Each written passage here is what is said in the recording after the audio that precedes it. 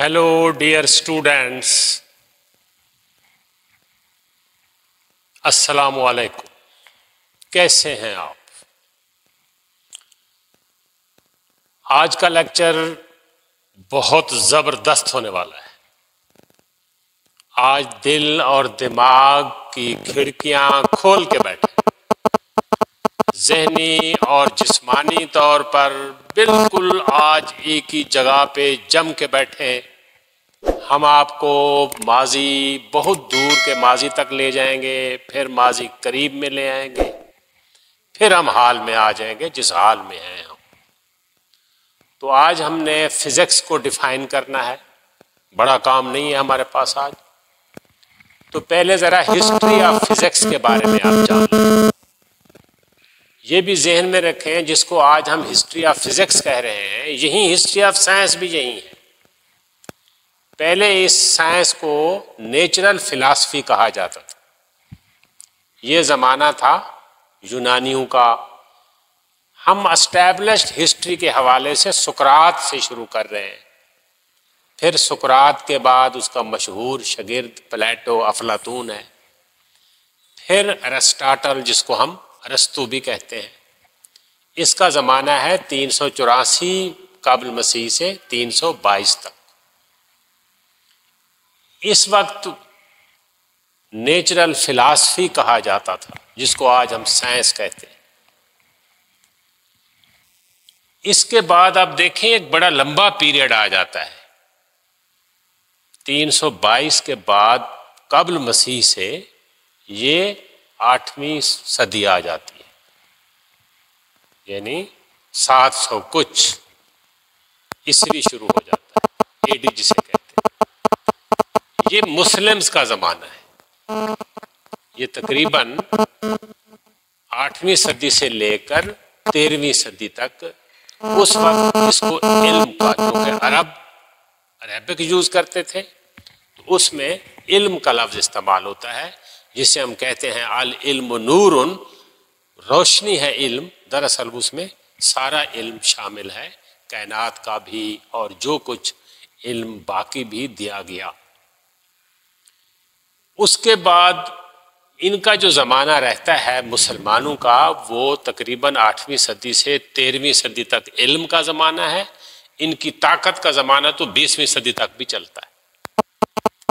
फिर आप देखते हैं गैलीलियो आ जाता है, जिसको फादर ऑफ मॉडर्न साइंसेस भी कहा जाता है। इसके ज़माने में आकर फिर इसको, गैलीलियो के ज़माने में इसको नाम दिया गया फिजिक्स का। ये 16वीं सदी है, 1564 से लेकर 1642 तक।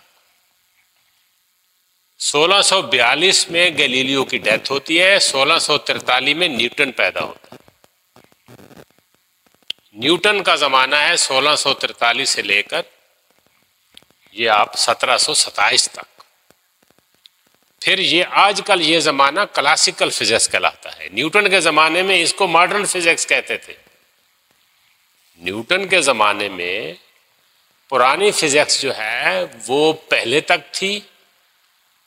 फिर गैलीलियो को मॉडर्न कहा गया। फिर गैलीलियो के बाद न्यूटन को मॉडर्न कहा गया। अब किसको मॉडर्न कहा जाता है? अब आइंस्टाइन को। अब जो फिजिक्स है, ये देखें 1879 से लेकर 1955, ये आइंस्टाइन, ये जो ज़माना है पहले यूनानियों का है, फिर उसमें रोमन्स आ गए, फिर मुस्लिम्स आ गए, फिर ये ब्रिटिश आ गए और अब अमेरिका है।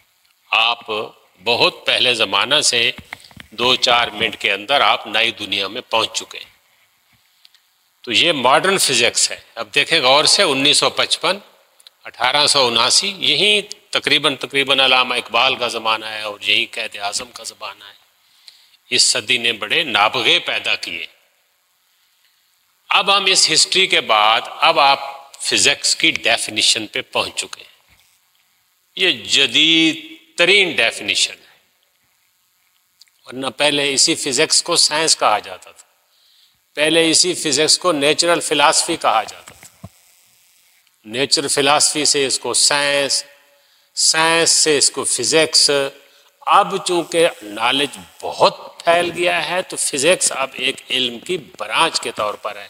जैसे आपको याद होगा किसी ज़माने में डॉक्टर होते थे तो बस डॉक्टर होते थे, हम कहते थे डॉक्टर साहब के पास, जो भी बीमारी है डॉक्टर साहब के पास। मैंने अपने वालिद मोहतरम का आँखों का ऑपरेशन भी एक MBBS डॉक्टर से कराया था।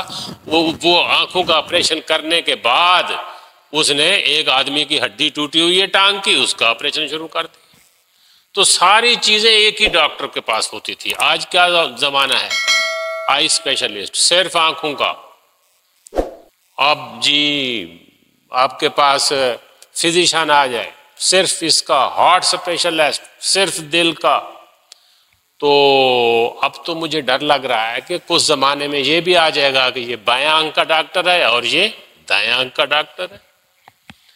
तो अब जिस तरह पहले नेचुरल फिलॉसफी, फिर साइंस, फिर इल्म एक ही बात थी, अब चूंकि इल्म बहुत फैल गया है, ब्रांचेस बन गई हैं, तो अब फिजिक्स एक साइंस की ब्रांच है, जो कल हमने डिस्कस किया था।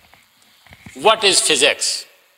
आसान तरीन बात, this is the study of matter, energy, there mutual relation, concern devices and loss. आप मुख्तसर तौर पे इसे study of matter and energy भी कह सकते, इतना भी काफी है। असल बात लफ्जों को बढ़ाना नहीं है, मैं ये बात बार बार कह रहा हूं और जोर दे के कह रहा हूं। लफ्जों को बढ़ाना नहीं है, बहुत लिखना नहीं है, असल बात है कि समझा कितना है आपने। This is the study of matter and energy, बस। थोड़ा सा उनका आपस में रिलेशन भी फिजिक्स देखती है। उनमें डिवाइसेस कौन सी यूज होती हैं, ये भी फिजिक्स का शोबा है। उनमें कवानीन कौन से इस्तेमाल होते हैं, ये भी फिजिक्स का शोबा है। तो अब आप कितना आसानी से इसको पढ़ सकते हैं। This is the study of matter, energy, there mutual relation, यानी मैटर और एनर्जी का आपस में ताल्लुक, कंसर्न डिवाइसेस, जहां ये चीजें यूज होती हैं फिजिक्स में, मैटर और एनर्जी की रिलेशन के हवाले से, और लॉज। इसकी जो बड़ी ब्रांचेज हैं वो एटॉमिक फिजिक्स है, न्यूक्लियर फिजिक्स है, सॉलिड स्टेट फिजिक्स है। पहले साइंस तकसीम हुई, फिजिक्स, केमिस्ट्री, बायोलॉजी, अब देखें सिर्फ फिजिक्स तकसीम हो रही है। नंबर ऑफ ब्रांचेस, हम यहाँ लिखना चाहें तो शायद बोर्ड कम पड़ जाए, इसलिए हमने मेन लिखे हैं जो आप सुनते रहते हैं। एटॉमिक फिजिक्स, फिजिक्स टोटल एक एटम के साथ, फिर न्यूक्लियस को अलग एक फिजिक्स है, न्यूक्लियर फिजिक्स, फिर solid state physics, mechanics, electricity and magnetism, heat and thermodynamics and quantum physics वगैरह, और भी बहुत सारी ब्रांचेस हैं। ये आपने फिजिक्स की डेफिनेशन, जिनमें मेन क्या है, फिजिक्स में मेन चीज क्या है, जहन में दौड़ाएं, ख्याल में लाएं, कौन सी मेन चीज है? Matter and energy. Matter and energy. What is matter? Anything which has mass and volume. कोई भी चीज जिसका मास है, जो जगह घेरती है, वॉल्यूम, हुजूम है, जिसका साइज है, उसे मैटर कहते हैं। कुर्सी मैटर है, मैं मैटर हूं, ये आपको नजर आ रहा है, चीजें, मशीनें, पानी, गैस, पत्थर, जमीन, चांद, सितारे, सब मैटर है। एनीथिंग विच हैज मास, जिसका कुछ ना कुछ मास हो और आप मालूम भी कर सके, और जो कुछ का साइज यानी जगह भी लेती हो, उसको मैटर कहते हैं। उसकी स्टेट्स भी हैं, मैंने मिसाल दी है ना, जैसे मैंने कहा पत्थर, फिर मैंने कहा पानी, फिर मैंने कहा गैस, ऑक्सीजन, नाइट्रोजन, हाइड्रोजन, ये स्टेट्स ऑफ मैटर कहलाती हैं। मैटर किन हालत में रहता है, स्टेट्स ऑफ मैटर किस तरह रहता है, किन हालात में रहता है। कॉमन स्टेट्स आर सॉलिड, ये दरवाज़ा है, लकड़ी है, पत्थर है, ईंट है। लिक्विड, दूध है, तेल है, पानी है। गैस, नाइट्रोजन है, ऑक्सीजन है। एंड प्लाज्मा, ये एक जदीद शक्ल है जिसमें पॉजिटिव और नेगेटिव पार्टिकल बराबर है। ये अब बात आपने थोड़ा सा हिस्ट्री को पढ़ा, फिजिक्स को पढ़ा, और मैटर क्या है, सबसे जबरदस्त चीज एनर्जी, इस पे बहुत तवज्जो की जरूरत है। What is energy, what is energy, what is energy, बार बार इस लफ्ज को पहले देखें ये क्या है और ये है क्या। सलाहियत, एबिलिटी, सलाहियत, किसी चीज की खासियत। हम ये नहीं कह सकते दुकानदार से जी 10 रुपए की एनर्जी तो दे दे, ये ऐसा नहीं है। ये सलाहियत है किसी जिस्म की, किसी मैटर की। Ability of body, body is a matter. चीज की सलाहियत, पानी की सलाहियत है बहता है, हवा की सलाहियत है चलती है, इसी तरह प्लास्टिक की सलाहियत है खींचने से बढ़ती है, स्प्रिंग में एक सलाहियत है। इसी तरह बॉडी की ये सलाहियत है कौन सी, to do work. Ability of body to do work. ये एक लाइन ही काफी है डेफिनेशन के लिए, बाकी मैं आपको समझाने के लिए बात कर रहा हूं क्योंकि यहां बात इतनी क्लियर नहीं होती। Ability of body to do work, ability of body to exert force, force लगाने की सलाहियत। जो बॉडी फोर्स लगा सकता है उसमें एनर्जी है।